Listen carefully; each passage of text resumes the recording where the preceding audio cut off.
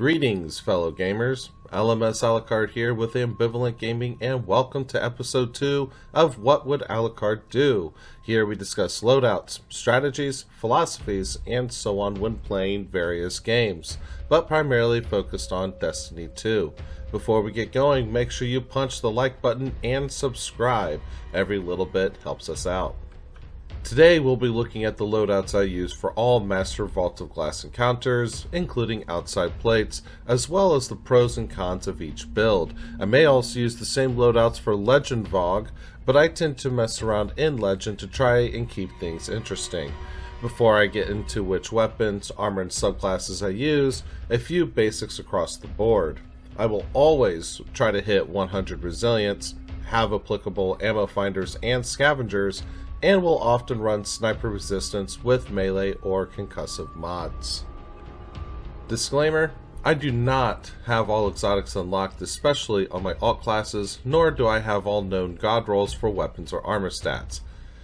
These can change depending on seasonal, weekly, and other updates Bungie may make over time. Keep in mind this is what I do and may not necessarily be the best nor fit with your playstyle. But enough of that. Let's get to it, Guardian. Starting with outside plates, I have found that my standard loadout discussed in episode 1 works pretty well with a couple minor changes. I go into greater detail in the previous episode, but I use a Void Warmind build with a Horde grenade launcher, 7 Seraph submachine gun, Crown Splitter sword, Stronghold exotic arms armor, and Bottom Tree Solar Titan. On my arms I am running Overload Blade from the artifact, since there are overloads in the encounter. Pros: since adds spawn in clusters, I can drop a Wither Horde on the ground and deal heavy damage before they can even move. The Dragonfly on my submachine gun also helps me with AoE damage, and the sword is void, allowing me to eliminate the Praetorians with ease.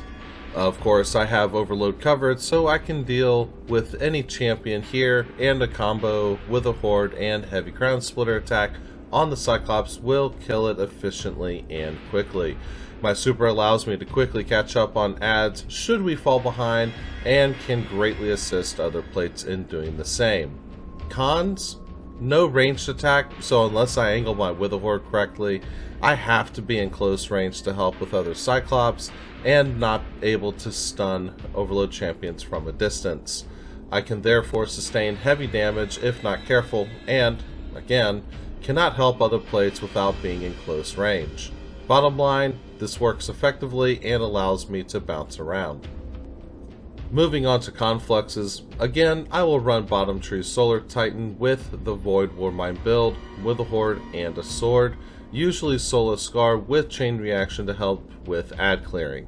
If I am helping stun barrier champions, I will run Auto Rifle Anti-Barrier mod with Shadow Price Adept, Arc Auto Rifle.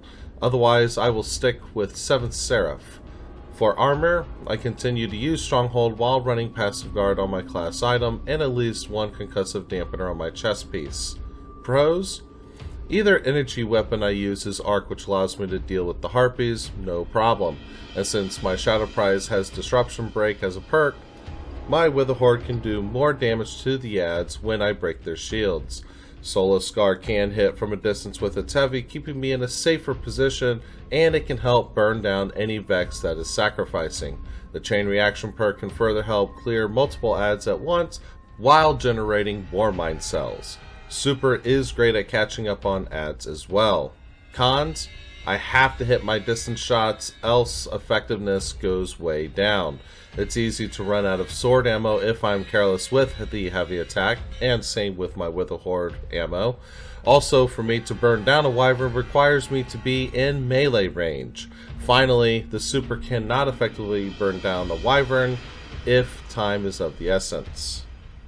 Next we have Oracles. If I am focused on ad clearing, I will usually run my standard loadout, but may swap out 7 Seraph for a bow or scout rifle if we are having issues with hobgoblins and Overload sword.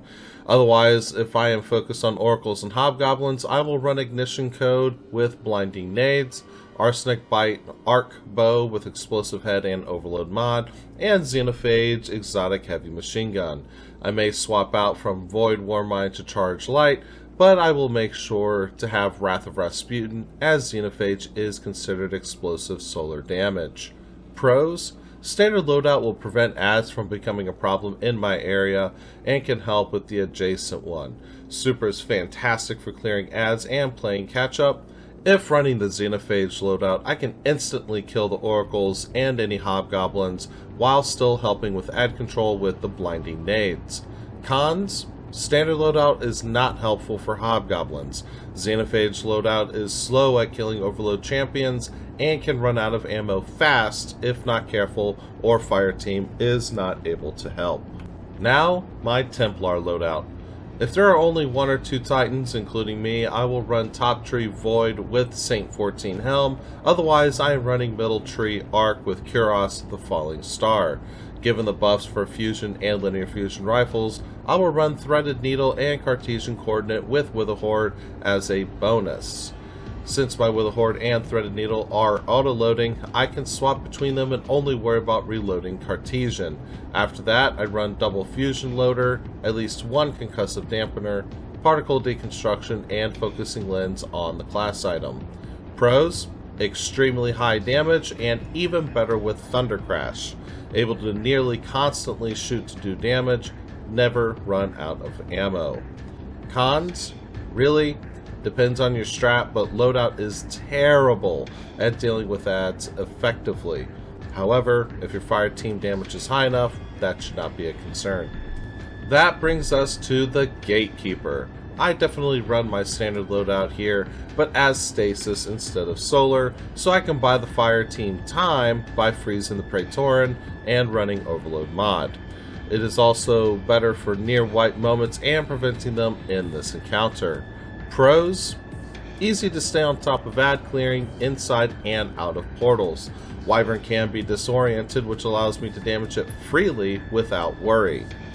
Cons: at the same time, Wyverns do not burn down as quickly and I cannot stun the barrier champions, though I can freeze them. And finally, Atheon. I run a highly specific build for this to maximize my damage and effectiveness in nearly every scenario.